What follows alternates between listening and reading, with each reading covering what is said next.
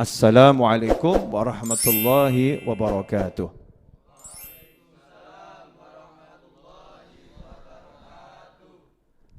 Kaum muslimin dan muslimat, pemirsa dimanapun Anda berada, khususnya teman-teman santri yang dimuliakan Allah Ta'ala, alhamdulillah kita bisa bersama-sama berkumpul kembali lewat dunia maya untuk belajar kitab Al-Hikam Ibn Athaillah Al-Askandari rahimahullah.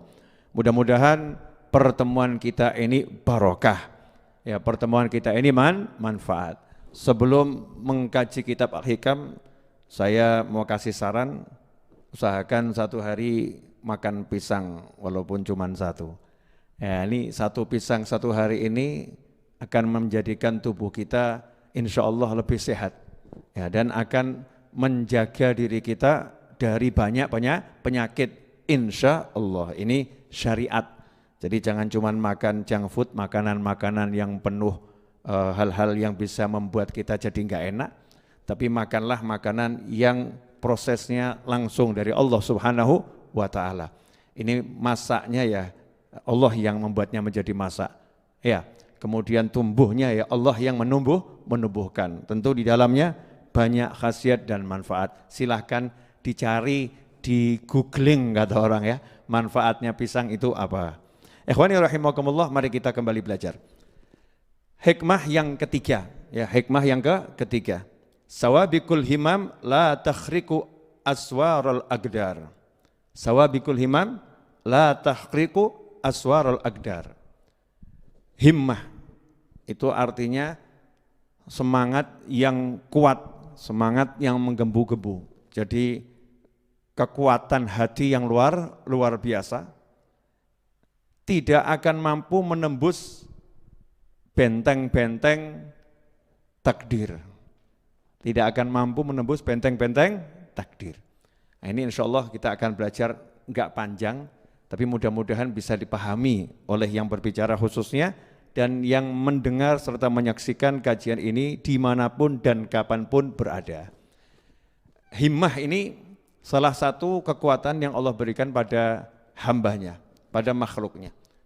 Tapi ada himmah itu yang baik, ada himmah yang buruk. Ada semangat yang baik, ada semangat yang buruk. Semangat yang tinggi yang baik itu kalau pada diri seorang wali Allah, maka yang muncul jadinya karomah, keramat. Ya, jadinya karomah. Kalau muncul pada mukmin biasa jadinya ma'unah, jadinya pertolongan. Kalau munculnya itu pada orang-orang yang memang niatnya jahat, maka bisa berwujud menjadi sihir. Ya, menjadi sihir. Itu salah satu wujud-wujud daripada al-himmah. Kemudian juga penyakit ain, penyakit mata. Maksudnya mata itu kalau bahasa Jawa sawanen itu ya, sawanen. Nah, itu juga muncul dari himmah. Sebetulnya himmahnya baik, ya, tetapi bisa menjadi berakibat buruk. Contoh, lihat orang tampan, ganteng, rupawan. Nah, yang lihat ini memang hatinya punya kekuatan sesuatu. Kemudian dia takjub dan mengatakan, gantengnya luar biasa. Itu hatinya yang mengagumi dengan kuat, dan kalimat yang muncul di lisannya itu bisa menyebabkan yang dipuji, ya, kena sesuatu. Ya, tiba-tiba yang dipuji jadi sakit panas. Tiba-tiba yang dipuji jatuh tersungkur, wajahnya tergores sesuatu. Ini akibat daripada himmah yang tidak disyariati. Ya. Kan diajarkan di syariat kalau muncul seperti itu, kita suruh mengucapkan Masya Allah, suruh mengucapkan sholawat pada Nabi Muhammad SAW, sehingga tidak berakibat buruk pada orang lain. Atau muncul dari dengki dan iri dan dengki. Jadi lihat sesuatu enggak suka, tapi hatinya main. Benci saya dengan kuat. Ini kalau orang itu memang punya kekuatan hati, maka bisa berakibat buruk ya kepada orang yang didengki tersebut. Karena itu sebagai seorang muslim mukmin yang iman pada Allah Subhanahu wa taala, kita diajarkan banyak doa. diajarkan banyak wirid, ya, diajarkan banyak zikir. Untuk apa itu? Membentengi diri kita dari pengaruh-pengaruh negatif, ya, himmah-himmah, kekuatan-kekuatan hati orang lain yang tidak dikendalikan oleh syariat. Nah, ini himmah ini penting. Ini kalau orang nggak punya himmah, nggak akan mencapai sesuatu. Semuanya dengan izin Allah Ta'ala, ya. Tetapi syariatnya, sarananya adalah salah satunya himmah, semangat. Bahkan dikatakan himmatur rijal taqla'ul jibal. Ya, semangatnya para wali, semangatnya orang-orang soleh, dengan semangatnya itu bisa mencabut gunung. Ini peribahasa, ya. Mau nyabut gunung itu bisa itu. Menggunakan semangat. Nah, ikhwani rahimakumullah, nah ini bisa kita pakai, ya, kalau kita punya keinginan, ya, akhirat maupun dunia. Tentunya dengan niatan yang baik. Contoh, orang pengen punya rumah. Lihat saldo, mundur. Gak mungkin punya rumah. Ngontrak, lihat daftar di berbagai iklan gitu, ya. Rumah kontrakan, lihat saldo, wah ini harus ke pinggir ini, wah ini dekat sama ini, wah rumahnya agak jelek ini, saldo saya sesuai sama itu. Ini namanya gak punya himmah, gak punya semangat yang tinggi dalam hati. Orang yang punya himmah itu gak pernah ngecek saldo, gak lihat saldo. Terus yang dilihat apa? Saya pengen punya rumah, selesai. Semangatnya apa? Cari yang dia suka. Maka begitu dia lihat iklan rumah, dia nggak lihat harga. Yang dilihat mana yang dia suka. Mana yang sesuai kebutuhannya. Semangatnya tinggi. Nah, setelah dia dapatkan dengan semangat yang tinggi itu, baru dia ngecek saldo. Dia ngecek saldo. Oh, saldo saya masih kurang 2 miliar. Nah, kurang 2 miliar. Muncul semangat yang tinggi, akhirnya berusaha.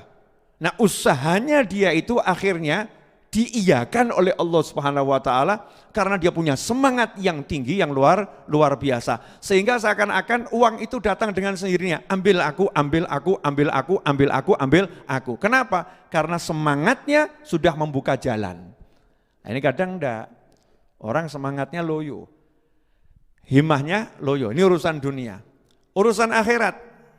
Walaupun dunianya tadi untuk akhirat, ya, mungkin untuk menyenangkan orang tuanya, mungkin untuk menyenangkan gurunya, mungkin untuk menyenangkan pamannya yang belum punya rumah, bibinya yang belum punya rumah.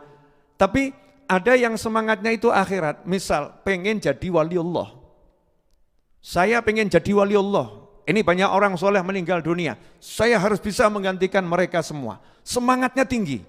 Begitu semangatnya tinggi, maka dia akan mengejar itu. Apa yang dia inginkan. Dan semuanya jadi mudah. Yang dulunya tahajud susah, tiba-tiba tahajud mudah. Yang dulunya qiraatul Quran susah, tiba-tiba qiraatul Quran jadi mudah. Yang dulunya itu baca sholawat berat, tiba-tiba baca sholawatmu mudah. Yang dulunya baca zikir banyak gak mampu, tiba-tiba baca zikirmu mudah. Itu dengan apa?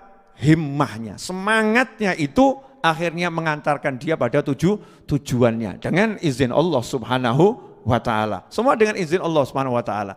Tapi kalau ada orang lihat saldonya, mau jadi wali lihat saldo, mundur. Maksudnya saldo amal, ya, tadi kan saldo duit. Mau jadi wali lihat, waduh, lawang saya ini mabuk belum berhenti. Masih suka mabuk-mabukan, mana mungkin jadi wali, coret, dah terima, memang saya model begini. Naudzubillah min dzalik. Enggak boleh seperti itu. Ya. Kemudian lihat lagi, wah masa lampau saya kelam, susah saya ini mau jadi orang soleh. Oh, lingkungan saya juga enggak soleh, lingkungan salah.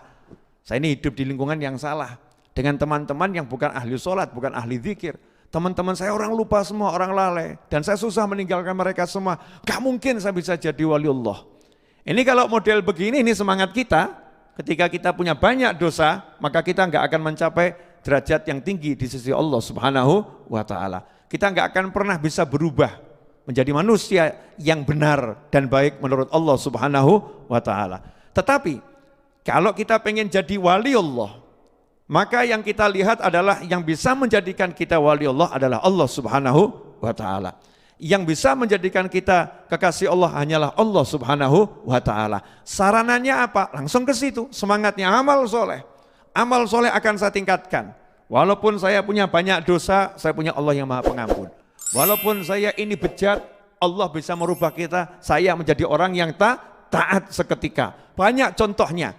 Dalam Al-Quran, tukang-tukang sihir yang melawan Nabi Musa alaihi salam. Puluhan ribu tukang sihir. Dalam riwayat dikatakan 70 ribu tukang sihir. Sebelumnya itu menyihir Nabi Musa alaihissalam, maka menit berikutnya semua sujud di hadapan Allah Ta'ala menjadi pengikut Nabi Musa yang luar biasa, dan semuanya jadi wali-wali Allah Subhanahu wa Ta'ala. Allah Maha mampu untuk merubah saya yang bejat menjadi ahli taat. Gak ada yang gak bisa. Ya kalau kita memang sudah punya tujuan yang betul dan semangat yang luar biasa. Ini dalam urusan akhirat. Makanya himmah ini penting. Himmatur rijal taqla'ul jibal. Yang jadi masalah kalau kita nggak punya himmah, loyo. Sudahlah, gini deh pangkatnya begini.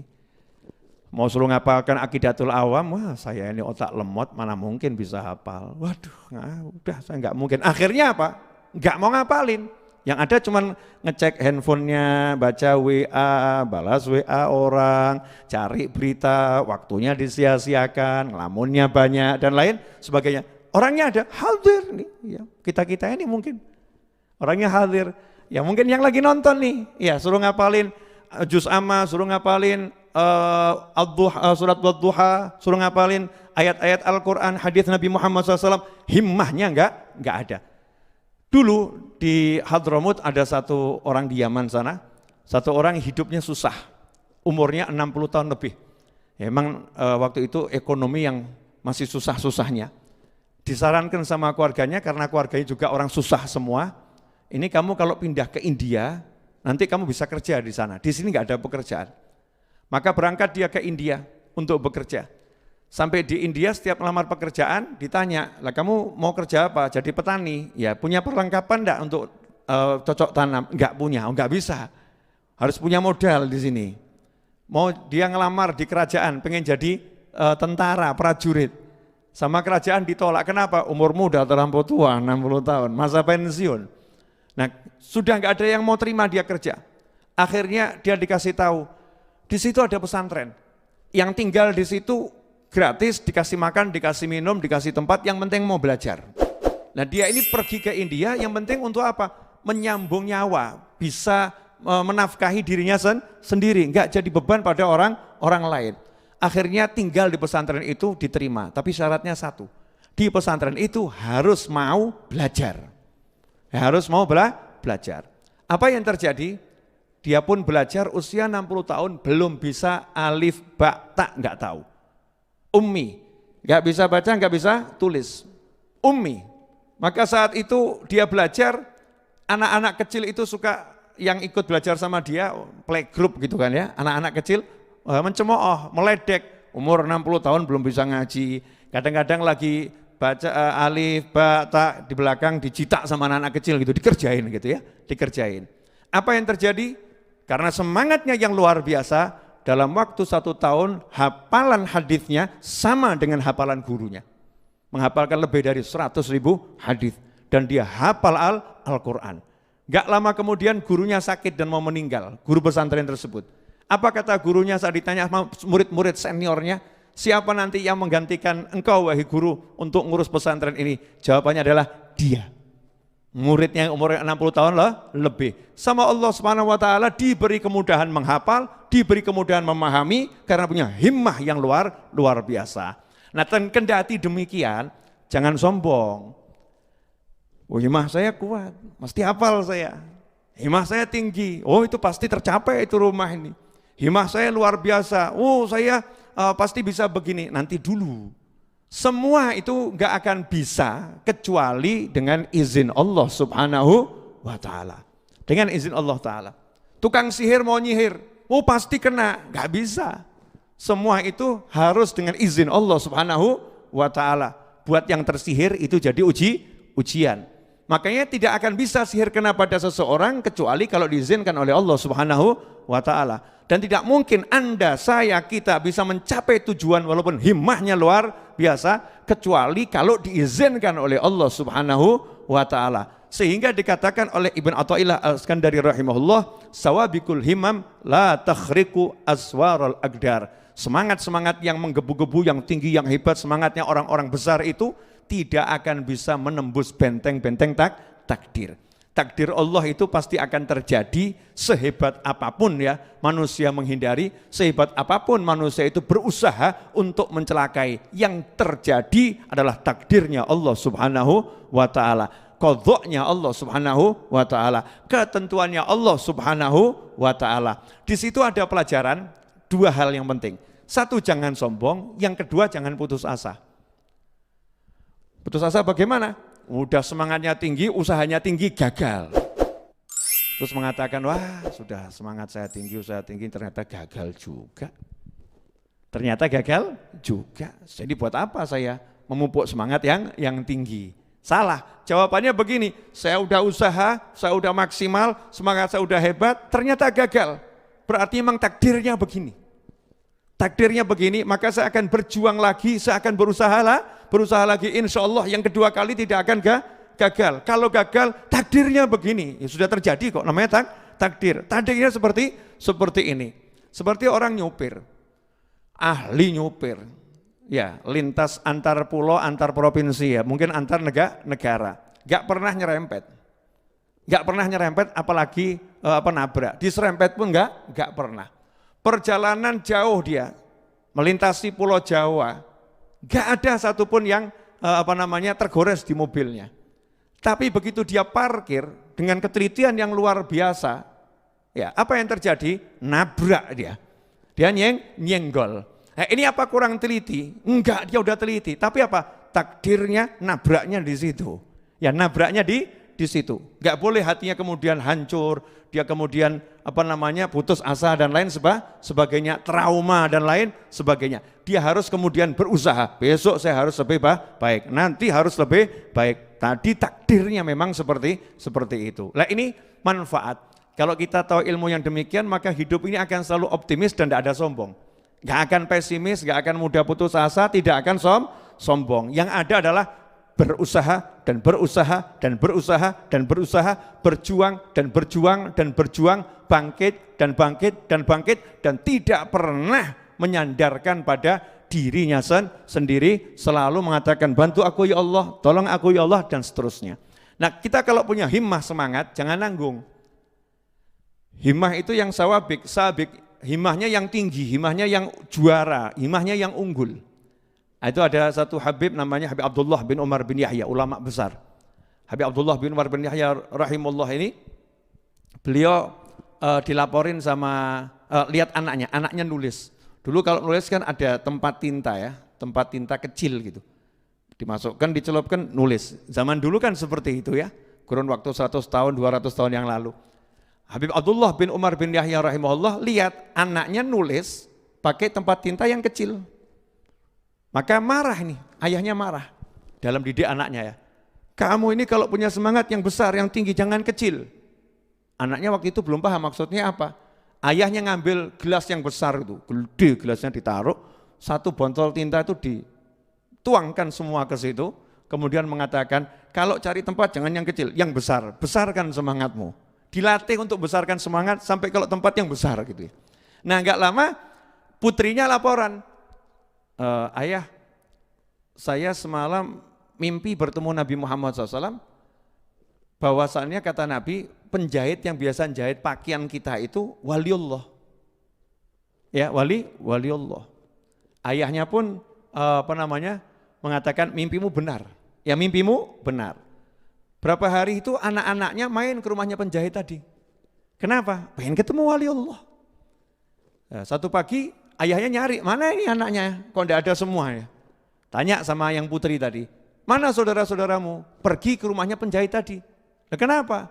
Nah, kata Rasulullah waliullah, dan ayah mengiyakan. Maka ayahnya manggil anak-anaknya, suruh pulang semua. Kalau kalian mau kumpul, jangan kumpul pilih wali yang levelnya masih di bawah. Wali itu levelnya macam-macam. Kalau mau kumpul tuh wali yang levelnya sangat tinggi, tuh kumpul sama beliau. Ya, pamanmu Habib Abdullah bin Husain bin Thohir. Ini wali yang pangkatnya luar biasa. Yaitu wali, saya kasih tahu biar kamu bisa menghormatinya. Penjahit itu wali biar kamu bisa menghargainya, biar kamu bisa mencintainya. Bukan kumpul sama penjahit tadi, kalau cari yang sekalian pangkatnya paling tinggi. Jadi semangatnya disuruh cari yang gede-gede itu, yang besar-besar. Ini urusan akhirat. Nah urusan dunia juga begitu. Jangan urusan dunia ini sekarang semangatnya kecil-kecil. Udah ya penting pokoknya bekas nggak apa-apa Bib ya. Kalau nggak bisa beli yang baru ya beli yang bekas Bib. Yang bekas yang murah-murah tahunnya agak lama gitu, yang penting bisa dipakai. Mental kok beli yang bekas yang tahun lama gitu. Mentalnya beli yang baru. Ya, yang bagus, misalnya begitu. Ya, baik itu kendaraan, baik itu rumah, baik itu pakaian. Semangatnya yang tinggi, bukan untuk apa-apa, bukan untuk cinta dunia, bukan untuk menyombongkan, tapi melatih himmah, melatih semangat. Nah, nanti biiznillah Allah akan mengiyakan itu. Lihat tuh keajaiban kekuatan hati manusia nih. Manusia ini makhluk yang Allah ciptakan, semua ciptaan Allah sempurna. Tapi ciptaan Allah yang dikatakan paling dahsyat ya adalah manusia. Allah menciptakan manusia. Manusia ini punya hati yang Masya Allah, kekuatannya itu luar biasa. Cuman kita manusianya ini nggak mau pakai hati, maunya pakai yang di luar ini.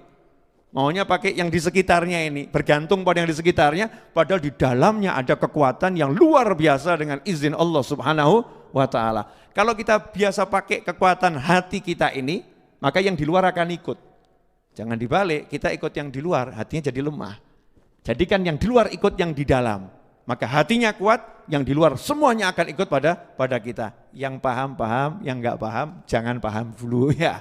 Jangan dipaksakan. Nah, insya Allah nanti kalau kita belajar terus akan semakin paham. Jazakumullah khairan, mudah-mudahan sedikit penjelasan dari hikmah yang ketiga. Kitab Al-Hikam Ibn Athaillah Al-Iskandari rahimahullah, manfaat untuk kita semua, khususnya untuk saya yang berbicara dan untuk Anda yang mendengarkan dan menyaksikan dimanapun dan kapanpun berada. Dan semoga Allah Subhanahu wa ta'ala menjadikan kita semua orang-orang yang mendapatkan keimanan yang langgeng sampai akhir usia, kesehatan yang langgeng untuk taat pada Allah Ta'ala, rezeki yang berlimpah ruah yang datang dari segala arah tanpa susah payah, rezeki yang mengantarkan kita kepada jannahnya Allah Subhanahu wa Ta'ala dan ridhonya Allah Subhanahu wa Ta'ala. Dan semoga Allah Ta'ala menjadikan kita semua orang-orang yang mendapatkan ilmu ladunni dari sisi Allah Subhanahu wa Ta'ala, ilmu yang manfaat dunia wal akhirah. ربنا آتنا في الدنيا حسنة وفي الآخرة حسنة وقنا عذاب النار اللهم صل وسلم على سيدنا محمد مفتاح باب رحمة الله عدد ما في علم الله صلاة وسلاما دائمين بدوام ملك الله وعلى آله وصحبه اللهم اجعل في طاعتك فرحي وسروري وفي مرضاتك جميع أموري اللهم يا عالم بحالاتي ومطلع على سرائري ونياتي اقضي جميع حاجاتي واغفر ذنوبي وسيئاتي وتجاوز عن خطيئاتي وزلاتي وتقبل جميع حسناتي وسامحني فيما مضى وما يأتي واكتبني في ديوان ساداتي واسلك بي سبيل نجاتي في حياتي ومماتي اللهم إني طامع في عطاك راغب في رضاك مستسلم لقضاك فاكتبني من أولياك واسلك بي سبيل هداك وألحقني بأصفياك وصلى الله على سيدنا محمد وآله وصحبه وسلم الحمد لله رب العالمين.